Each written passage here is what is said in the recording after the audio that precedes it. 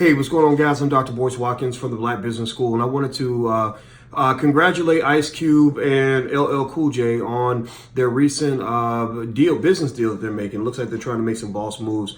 They're going into sports. Apparently, they received some backing to the tune of $1 billion or more to go and buy some sports networks. If I'm not mistaken, these sports networks had to be sold by, let me see here, I'm going to Google this real quick because I can't remember what that company was. I want to say it was Disney.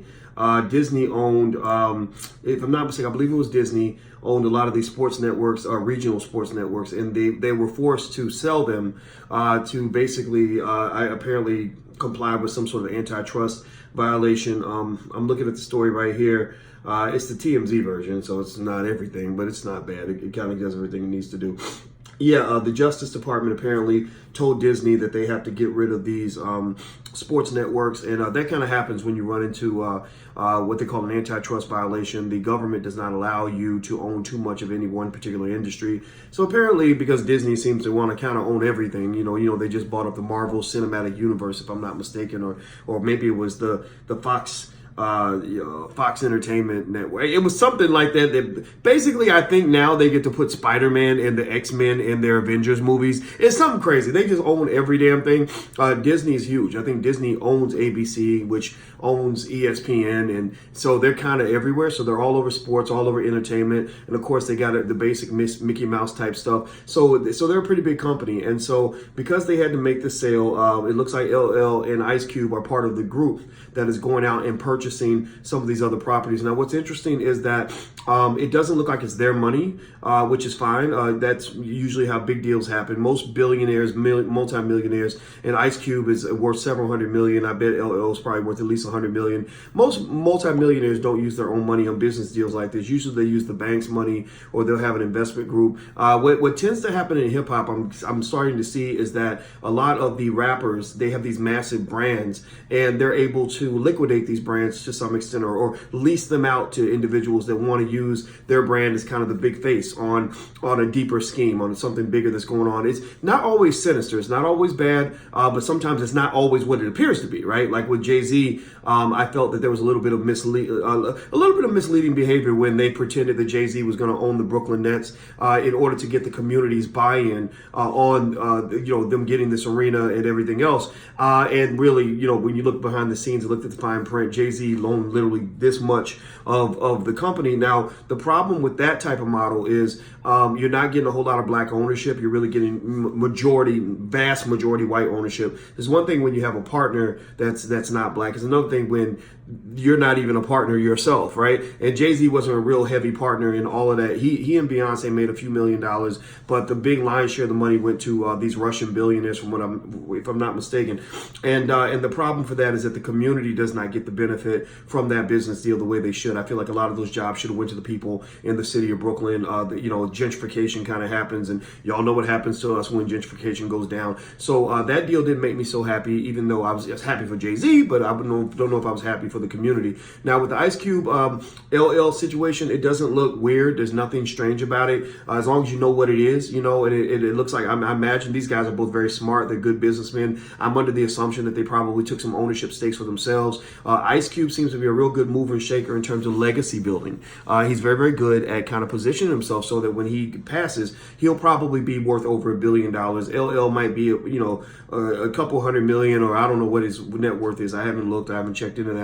I don't know these guys personally. I talked to LL on the phone one time. Ice Cube, I know people that know him, but I never met him myself. But anyway, long story short, I think it's great. I think it's a natural marriage between hip hop and sports. If you look throughout history, hip hop history, you always saw a lot of the most famous hip hop artists hanging out with the most famous athletes. You got Jay-Z hanging out with LeBron, and then next thing you know, Drake is hanging out with, LeBron, right? I guess everybody's hanging out with LeBron, but or you're throwing a Kevin Durant, or you're throwing some of these other athletes, right? You go back, 20 years ago, you had Mike Tyson kicking it with Tupac, right? So there's always been a natural connection between hip hop and sports because that's kind of the state of the black man, right? The black man, his whole existence, unfortunately, a big chunk of our existence as black men goes through the villages of hip hop and sports. Like even I used to, I could probably rap if you put a gun to my head, right? Because I love hip hop, and also I played every sport in the book. I was pretty good at sports, so almost every black man gets thrown through that village. Now, what I think needs to happen though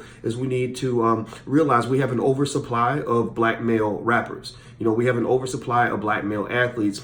We also need to, in order to supplement those who have the supreme talent, the LLs and the LeBrons and everybody else, we need to supplement that by having an oversupply of black male attorneys who can do the business deals, an oversupply of black male business managers, an oversupply of black male entrepreneurs, an oversupply of black male private equity investors, etc. So that when those deals go down, you've got a team of black men around that black man who are all bringing that money back to the black community. And that's really my vision. That's my dream. That's what I'd like to see, in the future. I don't know about Ice Cube's team. I don't know about LL's team. But, when you get to that Hollywood space, everything starts getting a little whiter. It gets whiter and whiter to the point where you're like blind. You're like, all the whiteness is just everywhere. Just white people. I think Serena and Russell Wilson, when they did their deal, they went to go with some agency. I forgot what the agency was called. It was one of the big ones, ICA or something like that. Maybe I got it wrong. But anyway, when they signed with the sports agency or this agency, everybody was white. The whole team was white.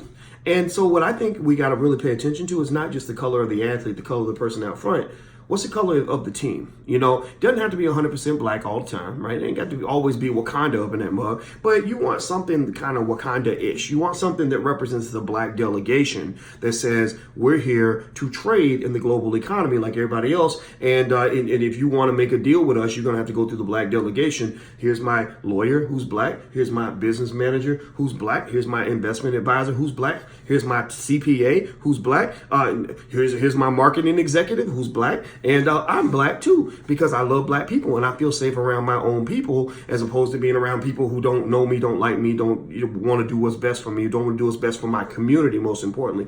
So that's what I'd like to see. But again, this has very little to do in terms of the specifics of Ice Cube's and LL's deal. I think Ice Cube's making some hella moves. I love what he's doing with the Big Three League. I think everybody should support it. LL, like I said, I only met him on the phone. We talked 10 minutes and he seemed like a nice guy, but I don't know anything much else about him other than the fact that he's a great rapper and a great actor. And I just think it's great to see these men moving in a lot of the rappers, etc., as they get older, they're navigating different spaces and just doing big things. And I think that's exactly what, we should pay attention to. The Black Business School. Every day, every part of your life should be a Black Business School where you're constantly looking at the big moves Black people are making and learning from those moves, because the world can be your university. So make the universe your Black Business School. That's how you learn how business works. So I'm Dr. Boyce Watkins. If you want to go get started at the Black Business School, you can go to theblackbusinessschool.com. You can get started for free. The programs cost less than $2 or $3, $4 a day. But if you ain't got no money, you flat broke, that's okay. It's about thinking like a boss. You start off thinking like an empire builder. You start off thinking like a legacy holder. You start off thinking like somebody who's going to build something in a millionaire space, and then the rest will follow. So just come on, join us, sign up, theblackbusinessschool.com, hit the like button, share button, subscribe button. I'm out. I got to go teach some students right now. So you guys take care, and I'll see you soon. Be good. Peace.